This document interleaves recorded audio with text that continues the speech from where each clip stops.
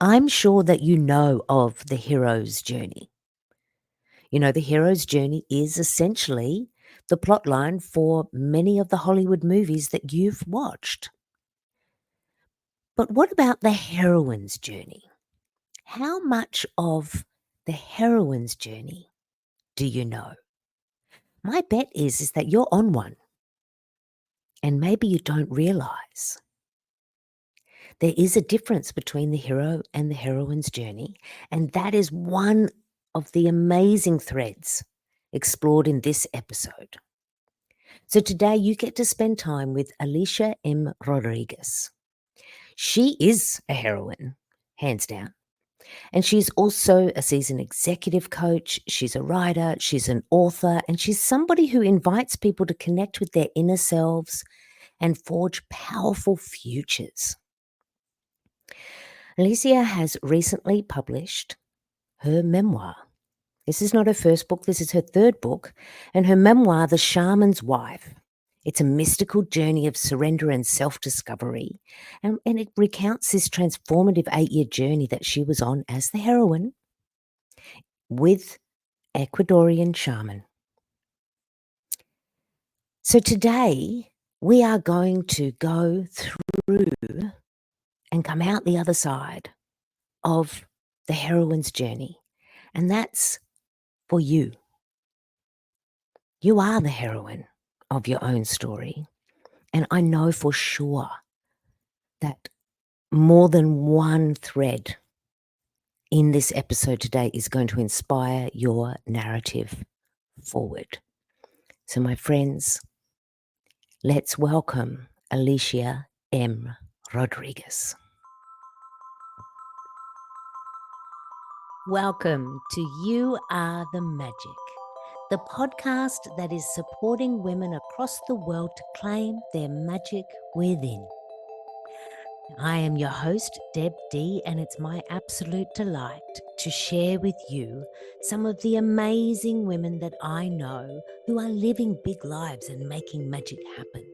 They will be inspiration for you.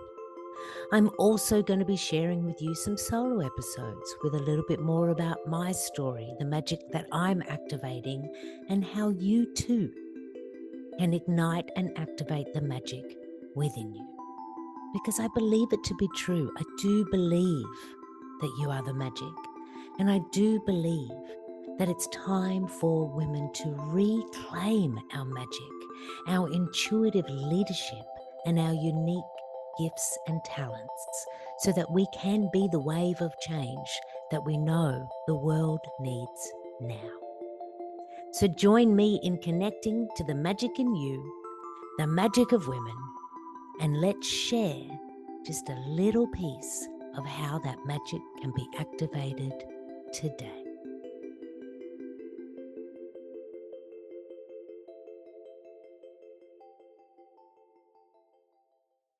Welcome, Alicia, to the magic stage. I am so amazingly pleased and thrilled that you are here. We are new friends, but knowing each other in the new ways through each other's books and stories, I can already see quite a few threads of connection. But to the You Are the Magic audience, to most people, you are probably brand new. So welcome to the world of Big Life Magic. Oh, thanks. I'm thrilled that we're going to have this conversation today. Absolutely. There's so much we're going to share, my friends, but let's start here with where I start with all women invited to the magic stage. What is the magic that you make and create and share with the world? I love that question. And after you sent me that question, another friend of mine introduced me as, my middle initial is M. And she introduced me as Alicia Magician Rodriguez. Oh. And I had to laugh because I had just finished reading your question that day. And I thought, oh, so like this magic is showing up somewhere, right?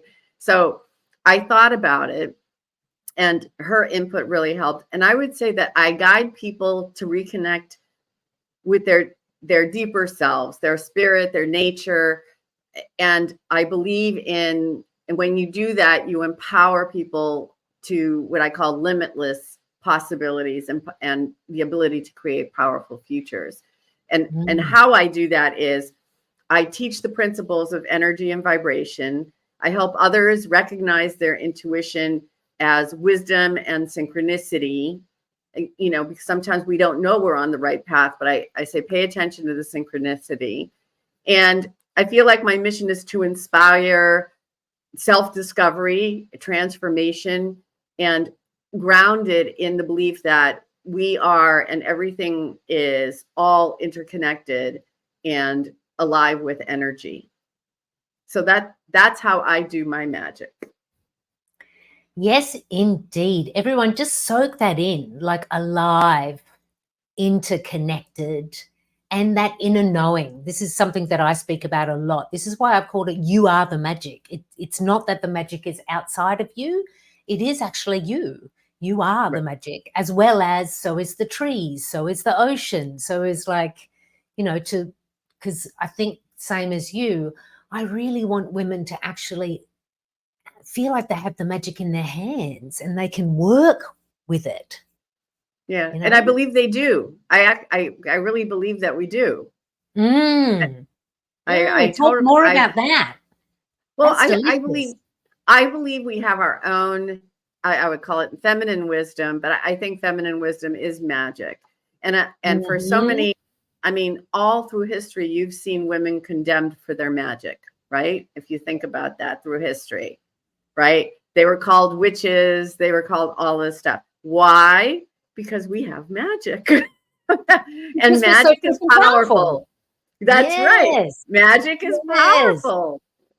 That's You know right. what I just realized recently is from really quite a young age, like teenage years, one of my kind of escapisms, to this day still real, hello 50-year-old, I'm still doing this, is I dive into narratives of women where they're the heroine, and most of the time they're overcoming the powers that be that tell them that their internal power is dangerous. Like whether it's the herbalist or the witch or the princess that nobody wants to become queen, like, you know, all of these narratives is only just recently I kind of connected to, oh, this is why I've been reading all of these books, because that's what I see as kind of like a reflection in my own life. And like you said, what's been happening to women for centuries. Centuries, right. Centuries. Yeah, Right. and I'm all about reclaiming that. Right. Absolutely. And it's a lesson also in how we not only teach our daughters, but also teach our sons. And I think it's both. True. Yes, I agree. I'm also not buying into the narrative of like, okay, so women, let's all rise up in power and reclaim our magic, which means then we have to burn down anything that's masculine. Like, I'm not there. Like, do I want the patriarchy to kind of crumble just a little bit more? Sure. Yes. Do I want to direct my energy in that direction? No. Right. I'd much right, rather right. direct my energy in the direction of, let's remind women, hey, you're powerful, you're magical. It's in your hands. You can make it happen. Right. Yes. Absolutely. Yes. Now we are going to get into, stay with us, my friends. As you can tell, we are off popping with so much to share with you all. We are going to get to something really special, which is something you're going to be able to get into your hands, which is The Shaman's Wife, the book that Alicia has just recently released. We are going to get there, but I want to start here. Can you share with us, did you always believe that you're magical? Yes. Or you did? Yeah, please I share did. with us some of this, I like did. these younger stories, because I think that they can inspire the reminding back for other women. It's like, oh, I actually did believe when I was little. Yeah, and it was, and and the reason I say yes so quickly, it was because of my parents. Okay. Especially maybe my mother. Both my parents, but especially my mother, really encourage creativity and imagination. And I think a lot of our magic comes from the imagination and our creativity. I think some of the most magical people are the artists in the world, because they see things that we don't see, that normal people don't see. We see chaos and they see harmony in that chaos. And so even as a child, when I would write poetry, and my mother would always encourage me and tell me how magical my words are. And she would tell me, if I drew a stick figure, she would have called it magic. So I think what happened is, as I grew older, it was kind of dismissed, that kind of sense of imagination. And so it had to be reframed into like the business world, if you will. And in terms of productivity and getting results, and kind of moved into a very different domain. But what in Spanish we call sentimiento, which roughly translated means sentiment, but the heart and soul of the way I live and my work in the world is that kind of wonder and awe, which is magic. I see it. That's why I live in Portugal, because I'm surrounded by wonder and awe when I go walking on the cliffs or when I go dive under the ocean. So yeah, I think we all have that. I think that many times it's kind of what do you call it? Like, it's kicked out of a child's purview by rigid ways of educating children. They're called daydreamers, right? I think if you're called a daydreamer, it's a compliment. I don't think it's, I think that's it. Yeah. So, but it should be a vital subject at school. Yeah. Okay, right. everybody, let's now daydream. Yeah, let's activate imagination. Absolutely. Right. Yeah, Right. I agree. Like, I think it's the artists, but I also think it's the scientists, and I think it's the explorers, like the adventurers. Like, I think our magic can turn up in lots of different ways. Like for you and I would definitely say we've definitely got the creative, the artist within us. Whereas, like, I have a huge celebrity crush on Albert Einstein. Like, I think he was a magician. Like, he was working through science, like, and there's so much connection between science and what we call magic, or the magic realm. Like, and I think there's a returning to how can I reclaim this for myself? More and more I'm seeing it now. I don't know if this is strangely enough or if it just turned up in my work. I found that there was a lot of people starting to question, how can I connect to the universe, or how can I connect to my spirit in 2020, when the world suddenly went, okay, it's a whole different narrative. Okay. Like, that was like you were speaking about the sense of like oneness. That's what COVID and the pandemic gave us. I mean, it didn't necessarily turn out that way in the narrative. Right. But I think this part of the 2020s is a rising of female leadership, and also kind of like let's reframe this magic. It also showed us how interconnected we are. Yeah. I mean, absolutely. It was a hard lesson, but one of the things that came from it was realizing that we are interdependent and interconnected. Yes, we are. And there's and so much of what hurts us, like in terms of our loneliness or our sadness or our regret, is that feeling of separateness, like I am separate from. And actually, we never actually are. Like that came up in my journaling this morning. So I was like, I was starting to berate myself with, you need to stop doing that, Deborah. That's what was coming out. And I was like, hold on a minute, stop, pause, breathe. I don't think this is the vibe we want to start the day with.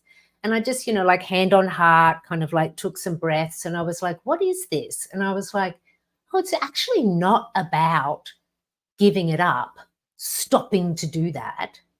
It's about returning to this oneness. It's returning to my spirit. It's returning to, I'm always hanging out with my spirit gang. I've always got a connection to myself and the universe, one breath away. And Alicia, this morning when I connected to that, when I let go of the you've got to stop doing that thing energy. Mm-hmm. I just took a breath into like, oh, it's actually returning to spirit. Like I got like the tears coming, and it wasn't sad. It was just like this beautiful heart relief of like, oh, there it is. It's actually what I've been searching for. Right.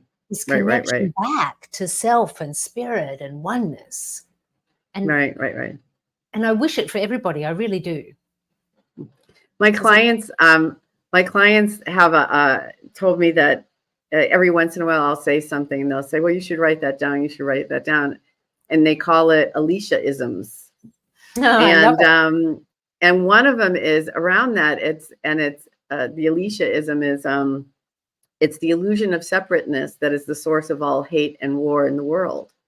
Because if we really saw each other as not separate, as one and whole at the same time, we would never hurt one another the way we hurt one another. Yeah. And that includes all beings, not just humans. That includes animals, the earth, the environment, all of it. Yeah, absolutely. Ah, just feel like I want to take a breath with you for a minute. Yeah, it's beautiful. So I want to kind of like shift gears a little bit because I want to get into this beautiful piece of writing that you have produced that is now out in the world as this episode goes live. My friends, you can spend a lot more time with Alicia if you want in her beautiful book, The Shaman's Wife. I was lucky enough to get an early release. So I spent a couple of days like reading. Like I found myself in there and I found so many threads and themes in there that I was like, oh, it's a different narrative happening in a different country. There's different characters there. But I could, as a woman, I could connect to some of these themes in the book. So let's just start here. For somebody who doesn't know anything about you or anything about The Shaman's Wife as a book, how do you describe the book to others? Well, the tagline on the book is a mystical journey of surrender and self-discovery. And that's a very appropriate tagline to describe the book because it was my journey through a very mystical realm of shamanism, which is very different in South America than the way it is in the United States. And the way I would describe the book is kind of like what happens when you're a powerful, confident woman, and then you don't even see yourself surrendering your power to someone who you think is more powerful or wiser than you are. And then you figure out that, no, this is not the kind of life I want. This is not the person I want to be. And then you take action to take back your life, to reclaim your agency. And you do that through a spiritual journey. It's not just the practical, the stuff that actually happened, but it was the evolution of my own spiritual journey that really began when I was a child. And I think for women in particular, when you're able to connect to the deepest part of who you are, your soul, if you will, your source, that's where our power is. And maybe that's where magic lives as well. And that's what makes us so resilient and so courageous. And so when we are challenged, we can rise and say, no, I own my life. I can change the story, which is what I did. And I transformed basically, what might have been seen as a traumatic event in some cases into really spinning it into gold, because it made me stronger, it made me wiser, and it made me better at serving the community that I serve. So I think women have that kind of heroine's journey story. And it's a lot, I wouldn't say heroes, because the hero's journey for me is, it has a lot of aggression in it. In the hero's journey, there's a sense of conquering.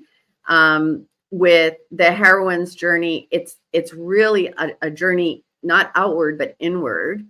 to see who you are really. And then there's where the hero's journey comes back. The hero comes back and gets rewarded.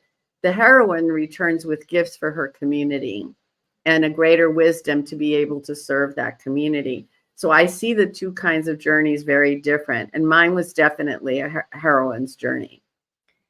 Yeah, and I think in life we're going to take both. We're going to take the hero and the heroine because we've got the masculine and feminine within us. But I love this idea of this kind of the journey within, discovery within, and then when you return for the community. That's very feminine energy. It's the yin, isn't it? It's not like the yang is active out there, and then the yin is that more internal. Right. And what I loved about reading your story was like this raw honesty about what was actually happening at the time and how you could see that this was happening, but how you were either allowing that to happen or surrendering into what was happening.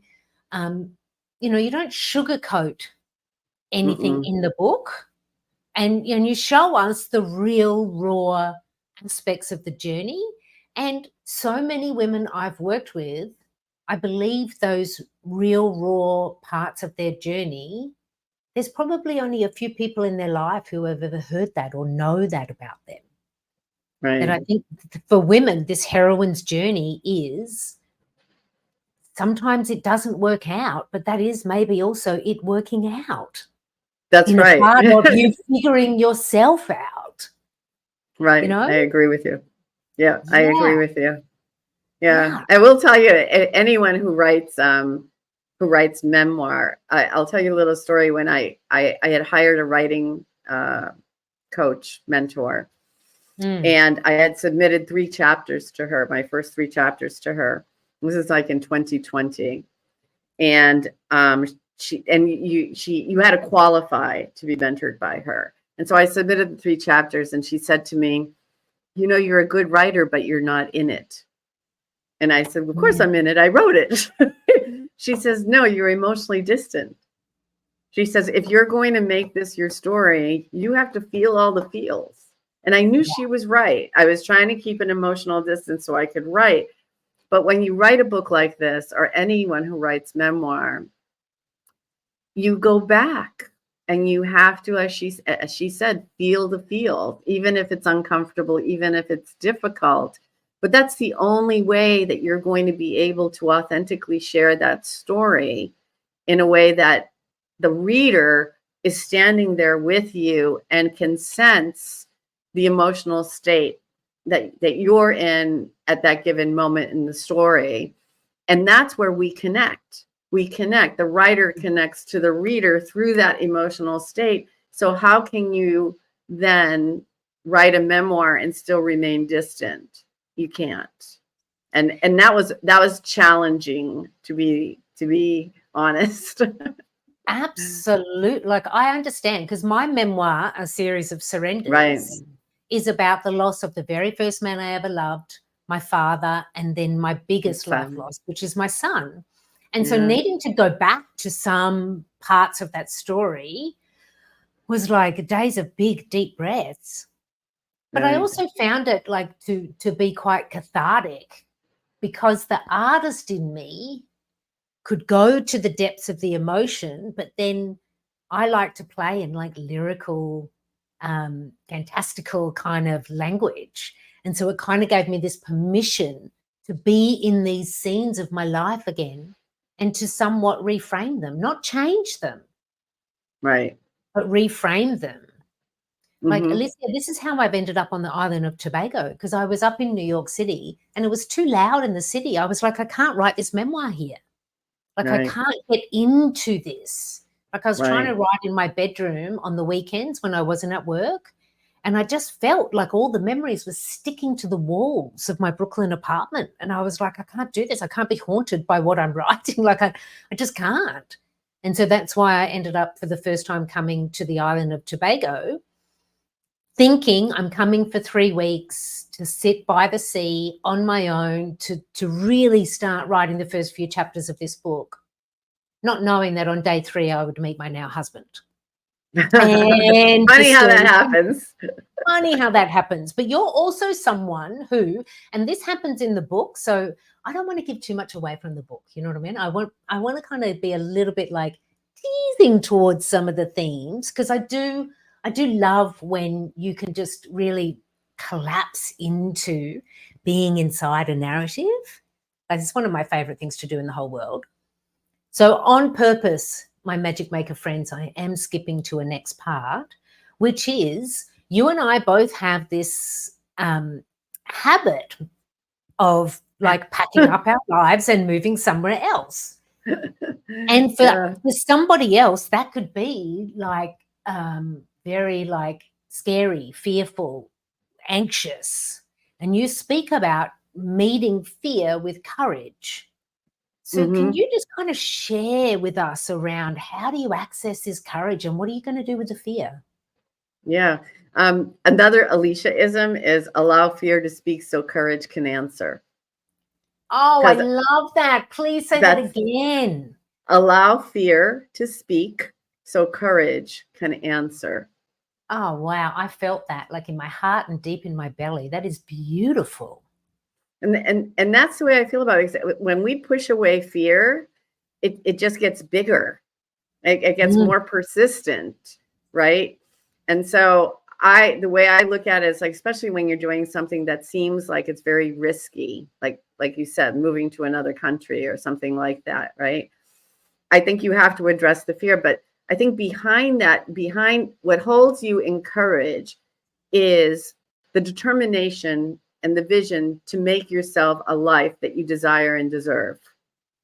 And that becomes so compelling that it pulls you through the fear because it's so compelling and so important for you.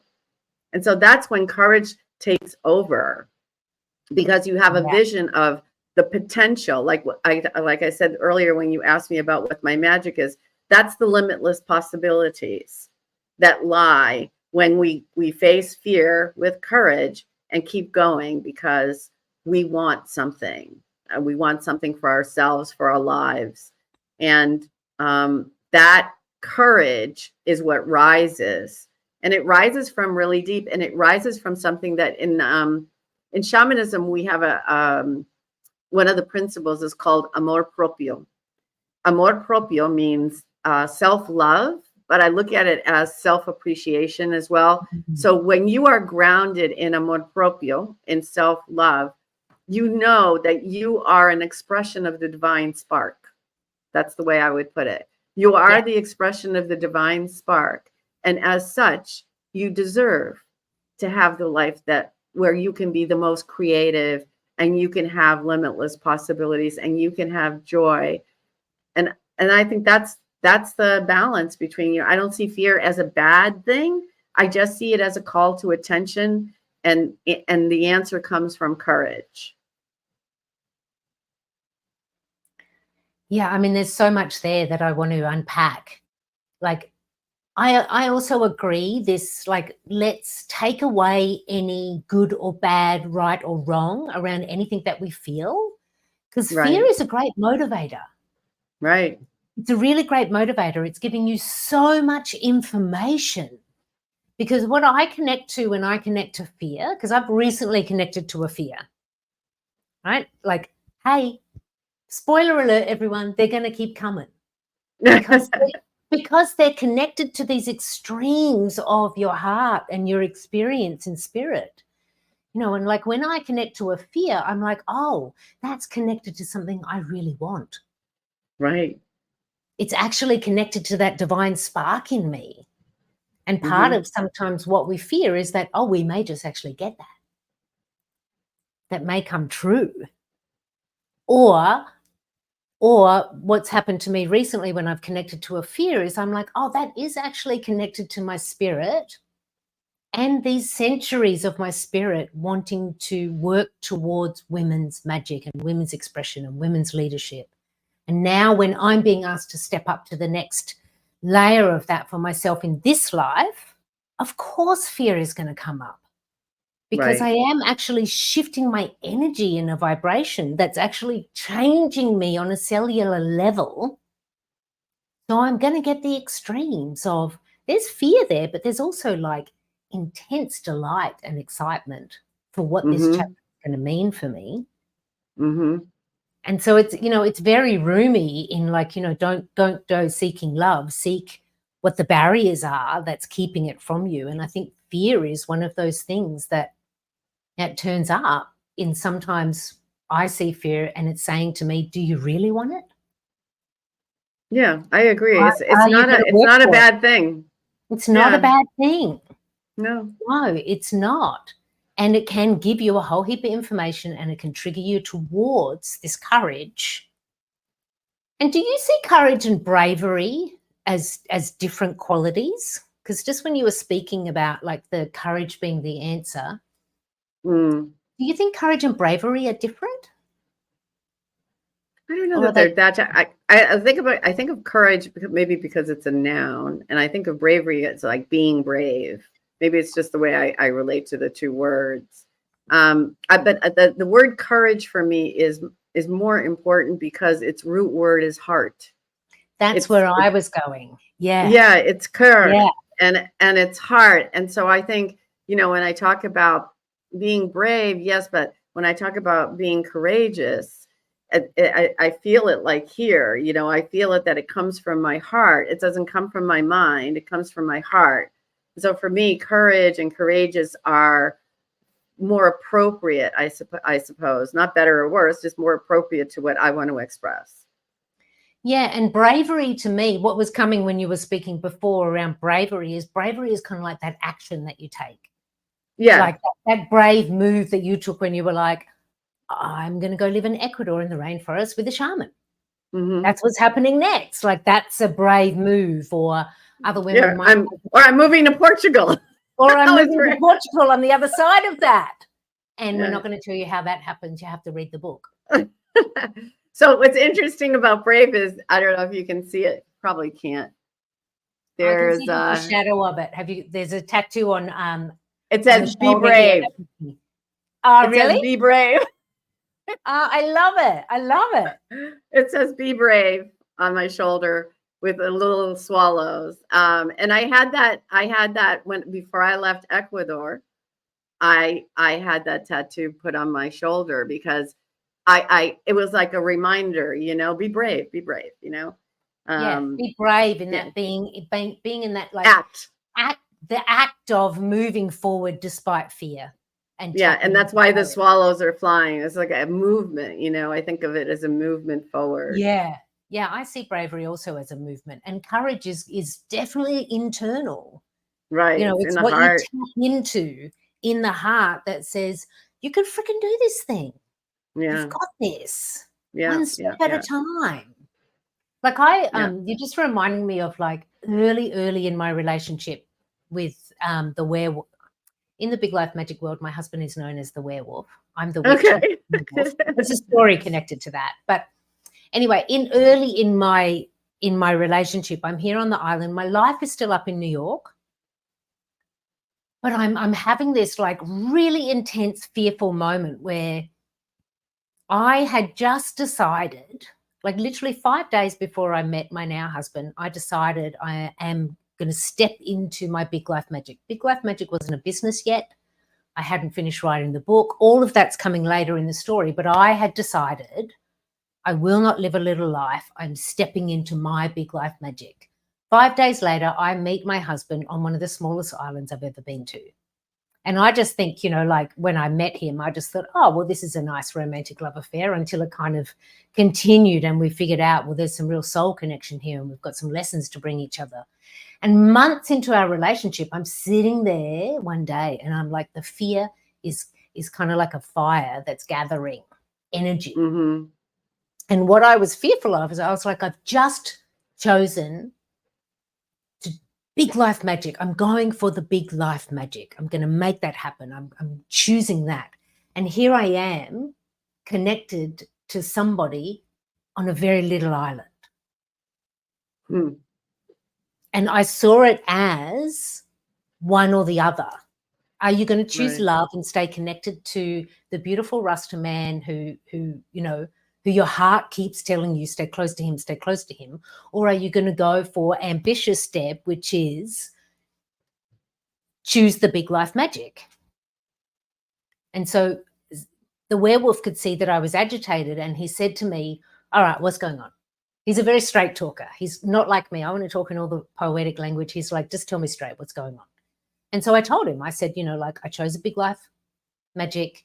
5 days later, I meet you. And now here I am again on this small island. Like, Right. what, you know? And he just stopped and took a breath, and he said, but Deborah, why can't you have both? Why can't you have it all? And it was this breakthrough moment. And that's when I think I actually activated the courage. Because I feared, as a woman, I had to choose. I had to either be ambitious or be the woman in love. I had to be either in New York City where all the dreams come true, or surrender to nature, which is like, I love living on the island here where I spend like literally most of my life with no shoes on. Right. But this is what you've reminded me of in this story about, for all of us, the story of fear is going to come, my friends, more than once. And the answer is courage. So can you take us to a story, or either for yourself or someone you've worked with, where courage was the answer? Because I think it helps to show through story, what does that actually look like?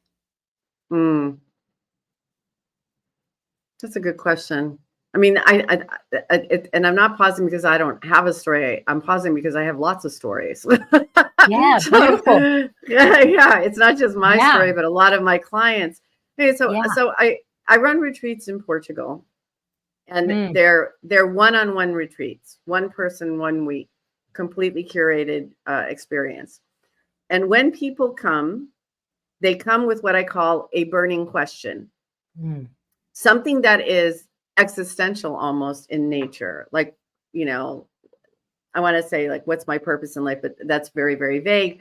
But like, how do I contribute as a leader to my community? Who do I have to be? What do I have to develop in myself? How do I address the demons that I hold? Like that kind of conversation, right? And so that the courage has to show up in the question. In the question first. It doesn't show up later in the answer or even in the process.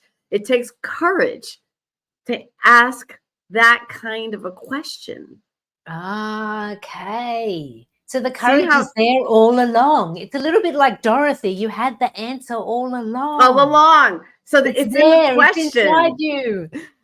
So it's the question. So I'm always, you know, Rilke has this beautiful somewhere he wrote something, I love the questions.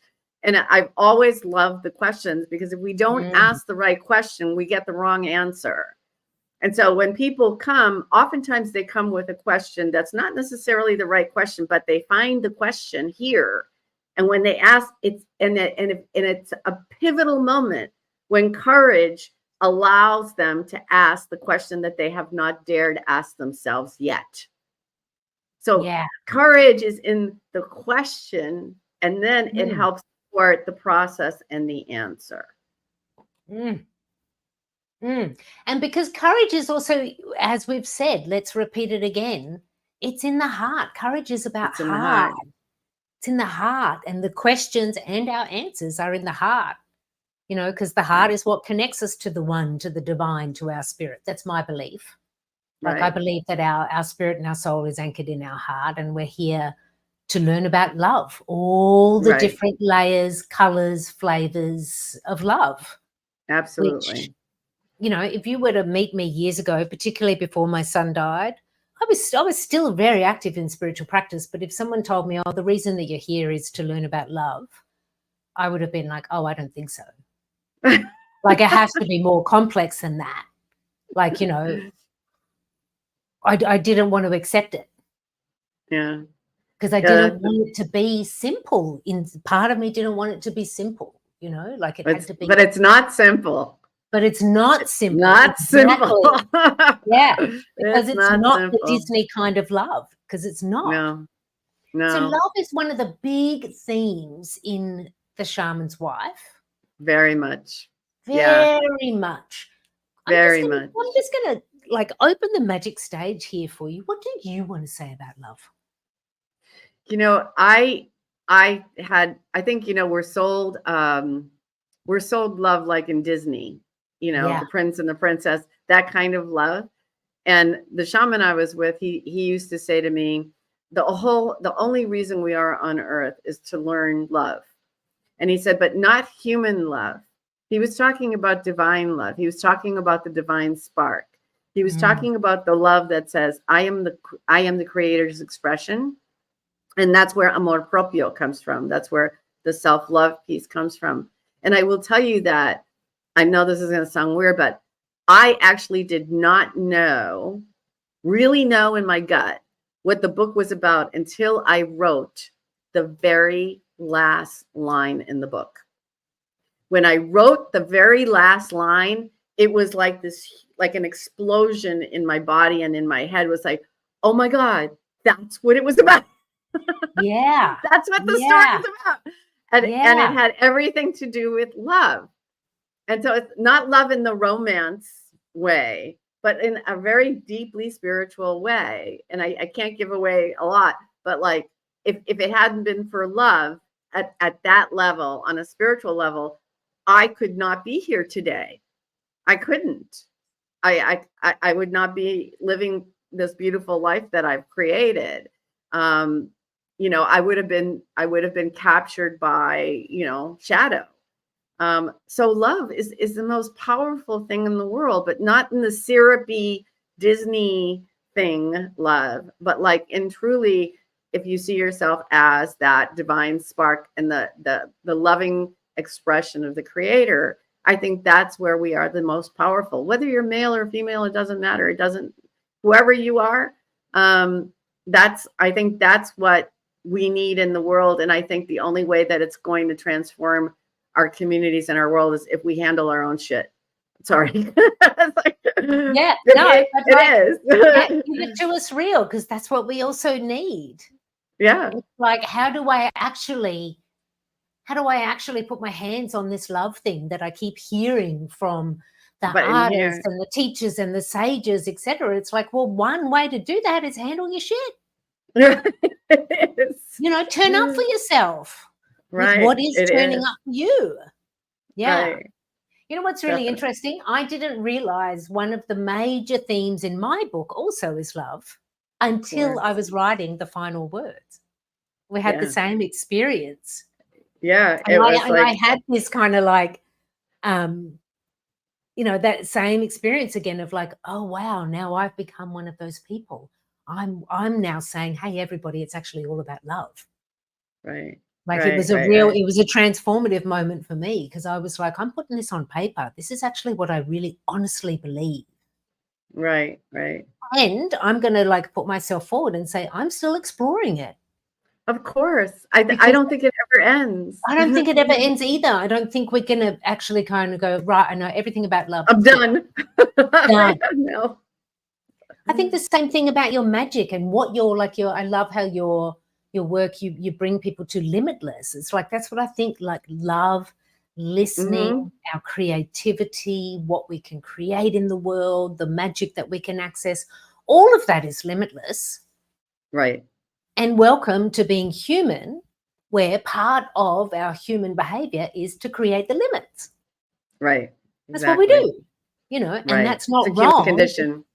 Yeah, and that's not also wrong. Like, I think that's also gives us, like, if you're in a hero or a heroine's journey, you need the conflict, or else the story doesn't move forward. That's an essential part of story. It needs a character, it needs a setting, it needs a conflict. We need to overcome or figure something out.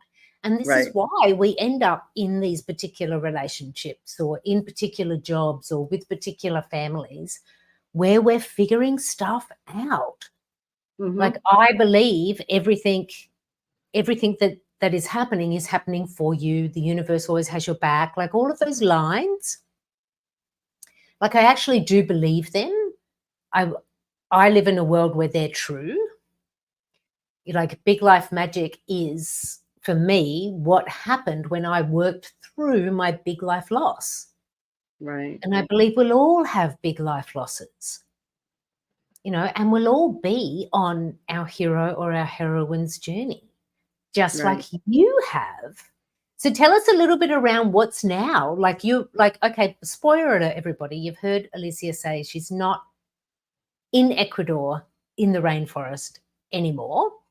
You now live in Portugal. So tell us a little bit around what are you creating now? Yes, the book's out. The Shaman's Wife is out. Everyone can put your hands on it now and read it.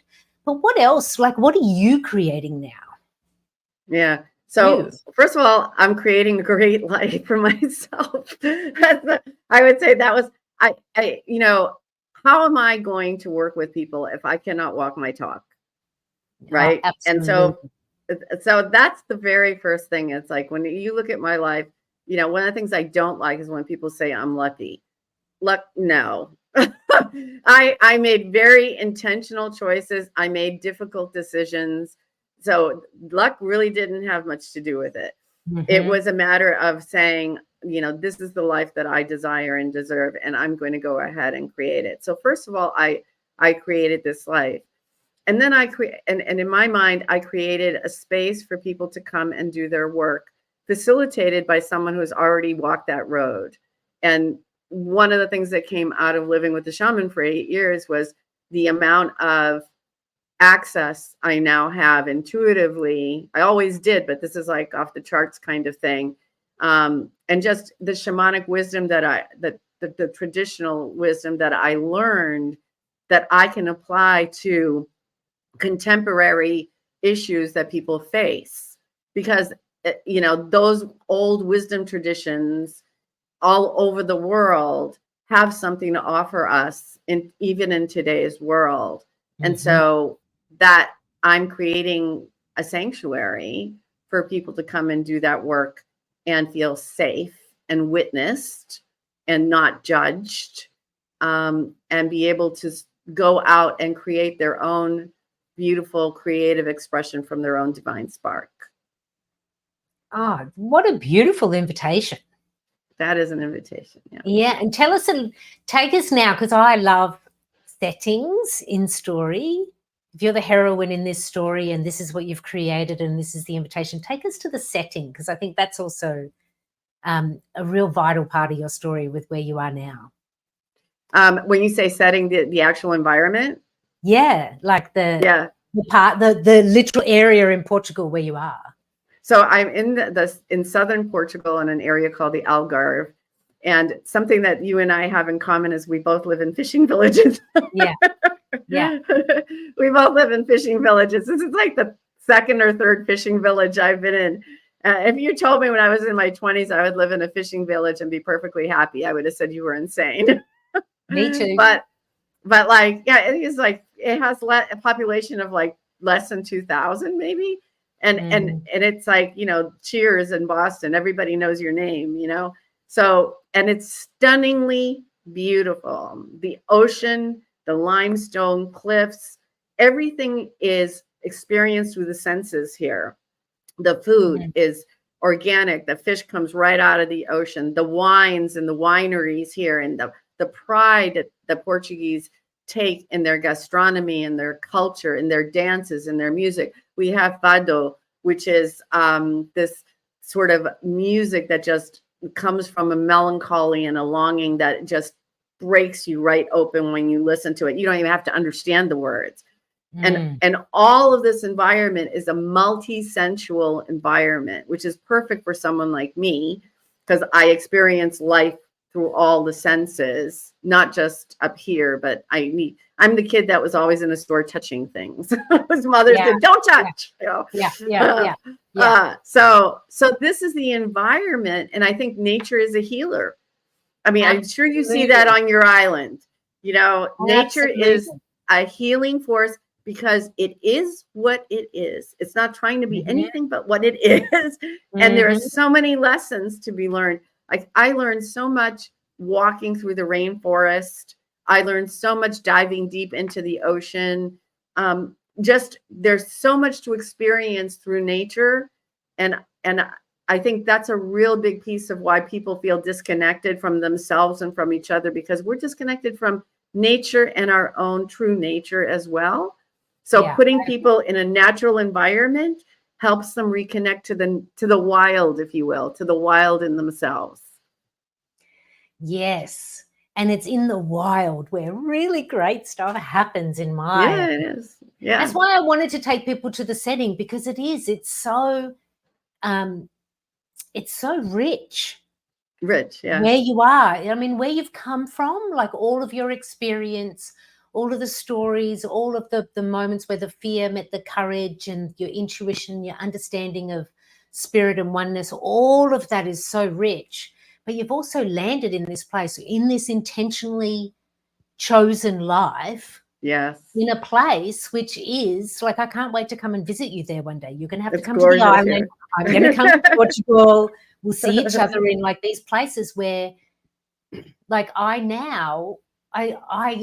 get so excited when people come to the island. Like I say to everyone, everyone should come to Tobago, because it's a Caribbean island that hasn't been transformed, a whole heap of development and money and you know, like the coastline still belongs to the coconut palms. It's not, you know, like big hotels. And and it's a small island where everyone knows everyone. Like we go around, like my husband's getting called out from everybody, and I'm like, who's that? And it's like, oh, that's a cousin of a cousin of a cousin of a cousin. Like, it's all happening here. So one way that, you know, people can obviously stay connected with you is through getting their own copy of The Shaman's Wife, which everybody, I'm going to make sure in the show notes that there's every link possible that you can connect to. If you're feeling really called to, you may also want to reach out to Alicia and say, I think I need my own one person, 1 week in that one. You know, in southern Portugal, because that's also possible. But tell us, how else can other people stay connected to you? So definitely my website, which is, I'm sure you'll pull, like, what's my name. It's aliciamrodriguez.com. And there's information on the retreats and on the book. The book is available on Amazon, Barnes and Noble, Kobo, all the retailers. So that's available.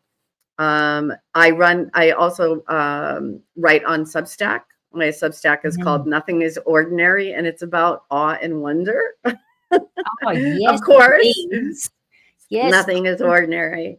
And then you'll also find me on Medium under my name. So I do a lot of writing, and then mostly I think that, you know, and then I'm on LinkedIn as well. My professional bio there. I was 20 something years as an executive leadership coach. I'm still doing some of that work. And a lot of those clients come for retreats, as it turns out. So yeah, those are always, and I wanted to also give you a link, if it's okay. The book has a companion journal and book club guide, and I would love to gift that to your audience. I can give you the link where they can download it. So as you're reading the book, there has a series of reflective questions, so you can go on your own journey as you read the book. Oh, I can't wait to do that. Because as shared, everybody, I've had the privilege of being able to read the book. I was able to read the book back in August, and I devoured it in a couple of days, and I saw so much in me. And now this invitation to reflect upon that. Yes, please. I'd love to do that. Yes, please. Everybody, all of these links are going to be in the show notes. Link away to your heart's delight. Now, every episode of You Are the Magic is dedicated, because I believe in taking this moment to dedicate our practice, our stories, and our lived experience, in the hope that this energy ripples out across the world. And as our guest, the dedication is yours to give, my friend. I thought about this too, and I think I want to dedicate it to all the women who stand for themselves, and they stand for others in service of creating a world of peace, prosperity, and connection. And that's my dedication. I just want to, again, take a breath with you. And you know what I want to invite here? as you receive that also as the either watching us on YouTube or listening to us on a podcast platform, I just want you to imagine that you are that woman. Yes. You know? And be that woman who stands for herself and for others. Yes. That is so much the gift that is the shaman's wife also. This like, be that woman. No matter what happens, your fear is ready to buddy up with your courage, my friends. Yes. Oh my goodness, we could just keep talking and talking and talking. I also just want to add here, I want to add here, if you are actually hearing this and like me, you're like, oh no, we're at the end of the episode. What? I want to give another shout out and another resource. Definitely connect on Substack, get the book, all of the ways that you can stay connected. And I'm also going to link below a wonderful woman who we're both connected to, Jill Mokes. Jill Mokes. Yeah, she has a podcast called Heads Together. And what she's been doing is a series with Alicia around the shaman's wife, which brings out some of these themes and goes deeper. So I'm going to link that below also, because you may want to spend some more time with these themes and with these stories, because it is such a rich tapestry. And I really do want to continue to invite women, be deeply interested in who you are. And one way that we can see ourselves is through the reflection of other women's stories. Right. So I want to thank you so much for so courageously and bravely, and maybe despite fear in some moments, sharing your story. I think it's at service to all women. And I believe that that energy will come back to you. No, I think it already has. Oh, yes, receive. See that, my friends? That's how you receive. I wish that for everybody too. Okay, so let's take a big, deep breath. I don't want it to end, but it does. All good things end, and then something new begins. But before we begin something new and you carry on with your day, I just want to remind you, in case you forgot. And it's true, my friend. It's absolutely true, without a doubt, that it's you. You are the magic.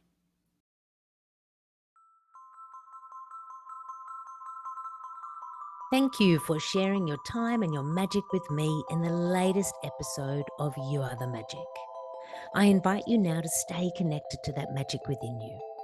You may choose to connect via a tune. It's a 5-day audio activation that's going to connect you to your intuition and then turn the volume of that inner guidance system up. You may also choose to become a member of the Big Life Magic Makers. It's our virtual community for women who are saying, yeah, I'm freaking magical, and I want to be hanging out with some soul sisters who not only believe in their magic, but are supporting each other to activate it. There's so many ways you can support your magic today with your intuition, through community, by connecting to me, and I invite you to choose you and your magic now. If this episode or any of these episodes have supported you in any way, I would love your support by sharing a review on the platform that you are listening or watching on. It really helps me to get this podcast into more ears and more hearts so we can claim it as women.